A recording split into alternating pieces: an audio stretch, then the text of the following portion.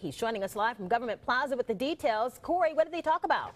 Well, Bob and Lenise, as expected, many folks turned out today at the meeting in anticipation of finding out exactly what the city has planned to address its more than $4 million budget deficit. Well, I tell you what, other than the slight rain we've had for like the last hour or so, it was a perfect night for an event like this. It marks the 11th year for the Art Walk. Well, guys, with all the proposed changes, there's a wait-and-see approach being taken to see how this affects city departments.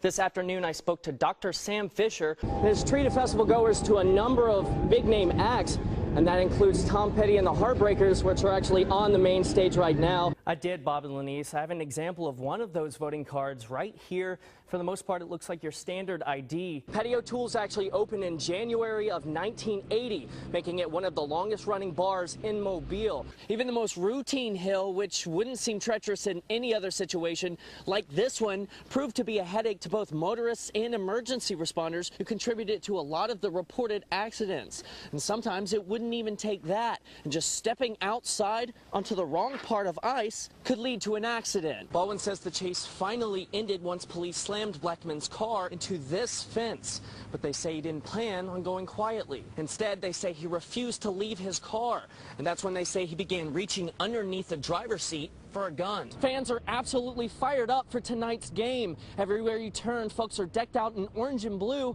and everything you hear is War Eagle. Lieutenant Phillips says the most concerning part about this situation is the fact that stolen firearms are involved, as those can often end up in the wrong hands. So he says it's very important to make sure and always take your most important items, like firearms, out of the car with you, and then always make sure and lock your car before you walk away from it. Emergency personnel are now headed back down the completely swamped out road. They say there are still numerous people stuck in homes with no other way of evacuating.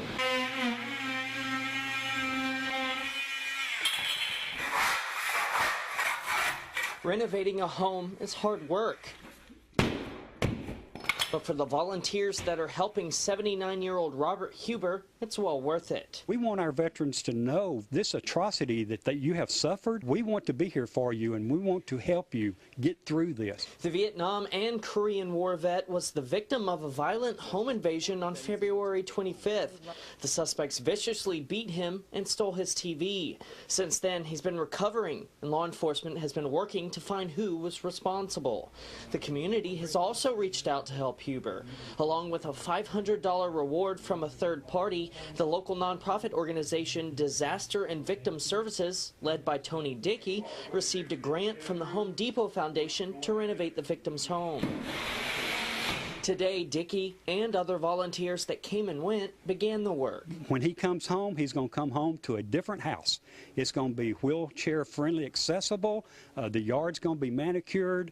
He's going to be excited, and that's what we want him to be. Kim McLemore, Huber's daughter, says her father, who's in rehab, doesn't know what to expect. You know, we're just excited over this, and especially that my dad is looking forward to this, and it's lifting his spirits. One of the biggest issues for Huber, being in a wheelchair, was being able to see who's outside his door at any given moment, but not anymore. A brand new security system has been installed so Huber can know who's on his property without ever stepping outside. We just can't wait to see his face and see what this does for his spirit, that someone don't even know who he is, comes out, spends their time to show this veteran we care. Reporting from Daphne, CORY PIPPIN, Fox 10 News.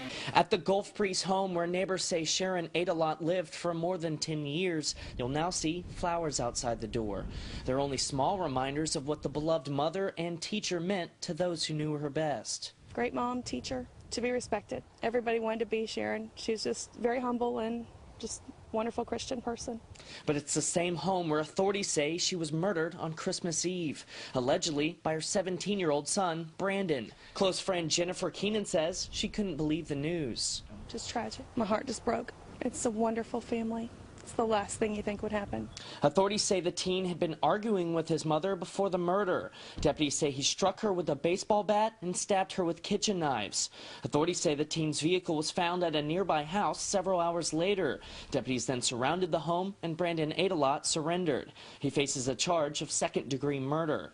But Assistant Chief State Attorney Greg Marcil says they believe the crime was premeditated and plan to bring it before a grand jury for first-degree murder. More often than not, we will always charge a juvenile who's 17 years old as an adult who commits that type of crime. And the facts and the nature of the murder and the death itself are so serious that we feel this is the appropriate decision in this case. Neighbors tell me Brandon Adelot was a very inspirational member of his high school baseball team, often leading the team in prayer. They say knowing the type of person he was makes this crime even more tragic and shocking. Brandon was a good kid. He was our dog sitter. He said yes ma'am and hello, and he shook my hand when we moved in the neighborhood, said nice to meet you. Folks say Sharon Adelot was a single mother to Brandon and a younger daughter. She put her family first every day, and then as soon as her child was at school, then she was the best teacher she could be.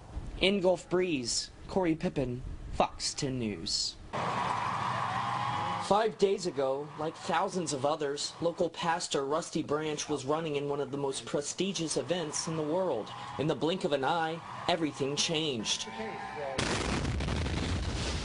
Now, like the rest of the world, Branch watches on as authorities search for the last person suspected in detonating 2 bombs that killed 3 people and injured hundreds of others. Branch crossed the marathon's finish line Monday, just minutes before the explosions that sparked a massive manhunt. After a couple days, you begin to think, hey, in the scheme of life, we were about 30 minutes from a place that a bomb went off that potentially could have killed myself or my wife. He and his family managed to board a plane and get out of Boston that night, but he says he stayed glued to the TV as the events have unfolded. He says he still thinks of how different that day could have gone. I probably would have been standing down at the finish line watching other folks come through, some of the locals that I know, but because we had to catch a plane, we had to kind of rush out. And that weighs on you a little bit to think about that. 3 days after getting back from running the 26.2-mile marathon, Branch ran 7 more miles with his group here from the Running Wild store. One of those was in silent reflection for the bombing victims. I feel good that they've got the suspects, and that the folks at Boston will have some closure. The citizens, the victims and their families will have some sense of this won't drag on for months and trying to figure out who did this. But he says he hopes it can end without anyone else getting hurt. Right now, a feeling that I have is not a feeling of retribution. We don't want to go get them. I would love for this 19-year-old to turn himself in. I would love for there to be a trial and to have an opportunity to learn what he was thinking and why he did this. Reporting from Pensacola, Corey Pippin, Fox 10 News. After 5 days in the Gulf, the nightmare trip for many passengers of the Carnival Triumph ended in Mobile. But many folks still had a 2-hour bus trip to New Orleans. Around 1 a.m. Friday morning, the buses pulled into the Hilton, causing a number of emotions. We are ecstatic. I don't even know if I can express it. Ecstatic. Elation. I never knew how much my family meant to me until this time on the ship. One by one, folks filed off packed buses, many with the harsh conditions aboard the Triumph still fresh in their minds. Texas native Stacy Williams went with a group of 22 people, 10 of which were children. As the ship would lean, Deck 9's bathrooms they were just spilling over, and it ended up seeping down and spilling and just flowing on one of our friends. It was terrible. They gave us red bags to use the restroom in. There was vomit. It wasn't very fun. It was really scary. I don't know what I would do if I didn't have my friends that I had on that ship. Many say the bus ride was a time for them to catch up on much-needed rest. Officials say 37 buses actually came into New Orleans carrying around 2,000 passengers. That's about half the cruise ship. Despite everything they've been through, many have remained positive. Things could have been worse. We were on the ship and not in the ocean. The crew members did wonderful despite the circumstances. Everybody's been so great, very helpful in Mobile and helpful on the ship.